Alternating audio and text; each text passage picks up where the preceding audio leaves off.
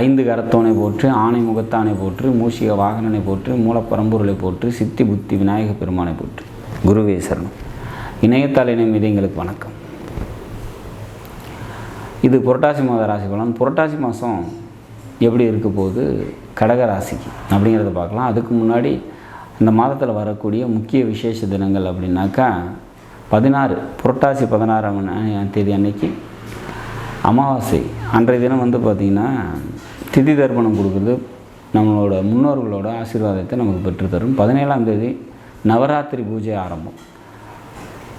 25ஆம் தேதி சரஸ்வதி பூஜை, ஆயுத பூஜை. 26ஆம் தேதி விஜயதசமி.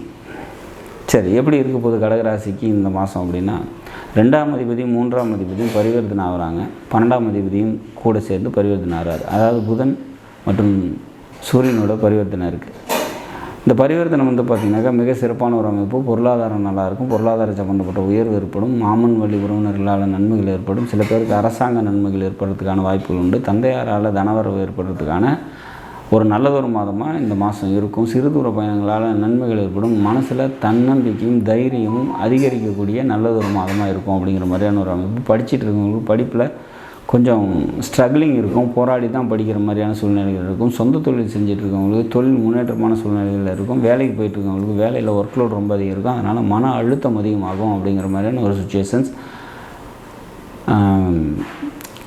குழந்தைகளால் நன்மைகள் ஏற்படும் அப்படிங்கிற மாதிரியான ஒரு அமைப்பு.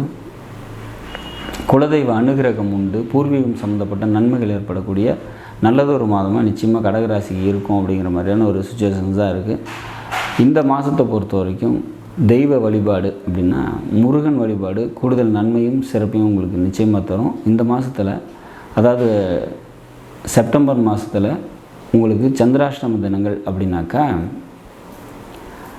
16, 17 இந்த 2 நாட்கள் சந்திராஷ்டம தினமாக வரதுனால முக்கிய முடிவுகளை எடுக்காதீங்க. வெளியூர் பயணங்களை தவிர்த்துருங்க. நாடும் நாட்டு மக்களும் நலமுடன் வாழ நவகிரகங்களை வேண்டி அமைகிறேன். நன்றி, வணக்கம்.